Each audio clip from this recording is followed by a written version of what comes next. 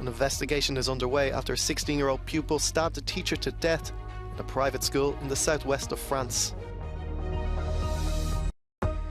Israeli forces have killed at least 10 Palestinians in a bloody daytime raid in the occupied West Bank. Scores more are wounded. Shamima Begum, a former ISIS bride currently in Syria, has lost a legal appeal to restore her British citizenship. On her first visit to Kyiv, Italy's Prime Minister Giorgia Meloni pledges her country's unwavering support to Ukraine. Rescuers are once again searching through the rubble of destroyed buildings in Turkey and Syria after the region's most recent earthquake on Monday.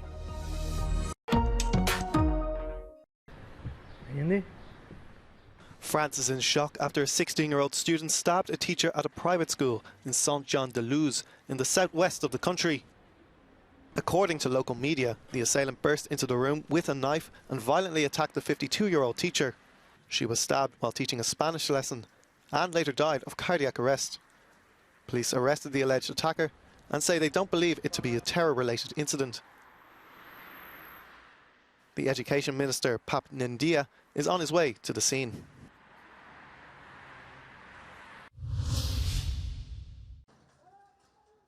Chaos, death and destruction in the occupied West Bank. Israeli forces killed at least 10 Palestinians on Wednesday, including a 72-year-old man in the ancient city of Nablus.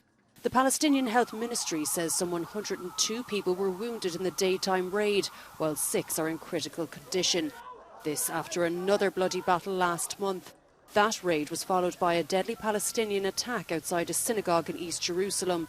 Israel's military says its aim in Nablus was to arrest 3 suspected militants, but claim the wanted men opened fire when they were asked to surrender.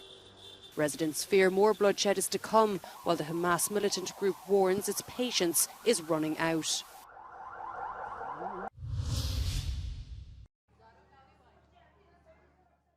It was in 2019 that Shamima Begum's British citizenship was withdrawn on security grounds by Home Secretary Sajid Javid. The decision was made 4 years after Begum, who was 15 at the time, left the UK to join so-called Islamic State. Begum, who was in a Syrian refugee camp, challenged the ruling, saying it left her stateless and arguing she should have been treated as a child trafficking victim. But today's ruling by the Special Immigration Appeals Commission has upheld the Home Secretary's decision. Britain argues Begum could apply for Bangladeshi citizenship based on family ties, a stance contested by her family.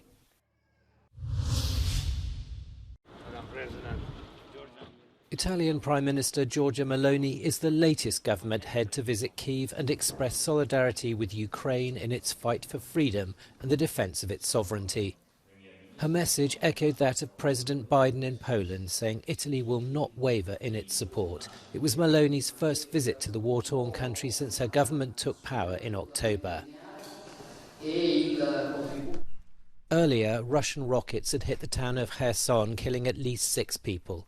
President Zelensky said in his nightly address the attack had been the real message of Russia to the world. In Kharkiv, explosives experts are removing the remains of Russian missiles. The task has been going on for months. The city was the scene of vicious fighting between Russian and Ukrainian forces, with the Ukrainian army having recently recaptured the area.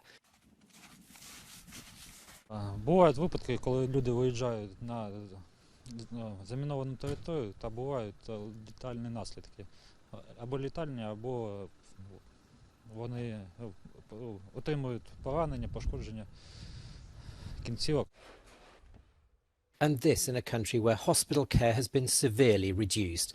The World Health Organization says 1,200 health facilities have been damaged either directly or indirectly by shelling, with 173 hospitals damaged beyond repair.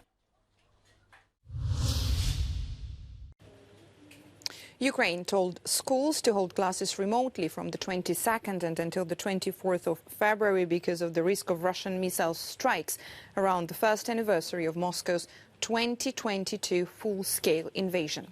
When it comes to the situation on the ground, it is unlikely that Russian forces can deliver any victory there until the 24th of February, assumed the Institute for the Study of War and the UK Defence Ministry. Russian forces continued making incremental tactical gains in and around Bakhmut in the east of Ukraine. The US-based think tank says the geolocated footage from that area may suggest that Russian forces have given up on trying to encircle Bakhmut and are instead focusing on fighting into Bakhmut from the north. Ukrainian officials reported that Russian forces continue to reinforce and build fortifications in rear areas of southern Ukraine. Ukrainian Melitopol mayor says Russian forces increased the number of Wagner Group forces, mobilized personnel and battalions of North Ossetian and Dagestani personnel in unspecified areas of Zaporizhia region. The Institute for the Study of War concluded transporting such irregular forces who are likely battle-weary, poorly trained or both to Zaporizhia region suggests that Russian military leadership has deprioritized making any new territorial gains in this part of the south of Ukraine.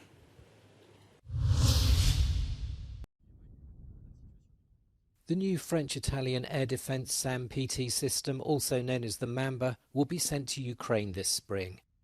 It's been deployed in Romania since May to defend NATO's eastern flank. 100 soldiers operate the system. Its missiles have a 100-kilometre range. Vorbim despre un sistem care este deja operațional de aproape un an de zile și a devenit o armă extrem de importantă în contextul războiului din Ucraina, care se desfășoară încă în acest moment. Este un sistem atât de complex încât poate detecta orice aeronavă și o poate distruge în doar câteva minute.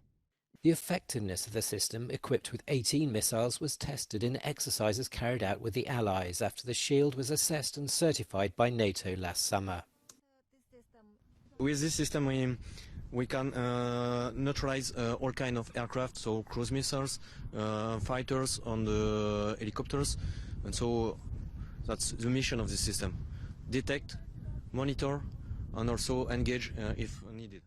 Thousands of foreign soldiers have arrived at the military bases in Romania in the last year. With the war nearby, they train side by side with the Romanian military in different scenarios in case of an eventual attack. They use high-range multiple rocket launcher systems, HIMARS and MLRS, French missiles.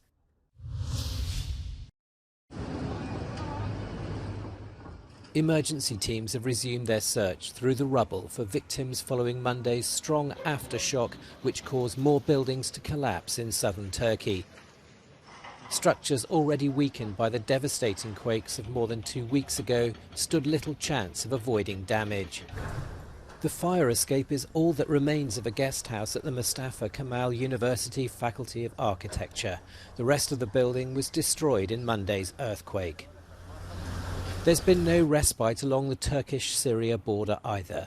Monday's 6.4 magnitude earthquake triggered panic and at least 8 deaths. A hospital has cancelled operations because of damage to the structure, and some of those with less serious injuries are being treated in the area in front of the hospital. Many of the people displaced by the earthquake have not taken a shower for the past 2 weeks, with lack of wash facilities fueling fears there could be a spread of infections, particularly among children.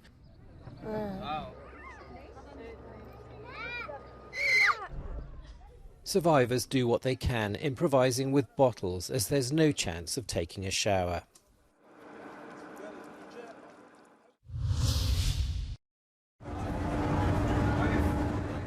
Almost 1 million people applied for asylum in the EU, Norway and Switzerland in 2022, a 50% increase on the previous year. Though most entered legally, some are unregulated migrants arriving by boat. The figures from the EU's asylum agency show the greatest number of applications, 132,000, were from Syria, followed by Afghans at 129,000. The third largest group was Turks, with 55,000 requests. The numbers don't include the more than 4 million Ukrainians who were given separate temporary protection after fleeing the war in their country. Ukraine has been going through the largest humanitarian crisis in Europe since the end of the Second World War.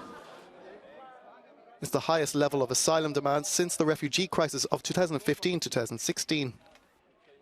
The EU agency says it's most likely been driven by the ongoing easing of COVID-19 travel restrictions, combined with increasing food insecurity and conflicts, around the world.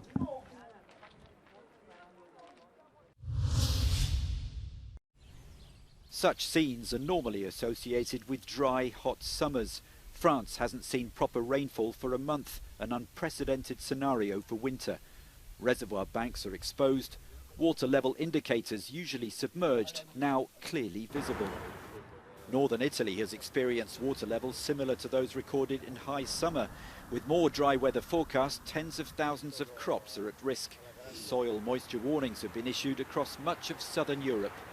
What is unusual, actually, is the recurrence of these events, because we experienced, as you know, severe to extreme drought already a year ago, and another one in 2018. And what is really unprecedented is indeed this recurrence pattern.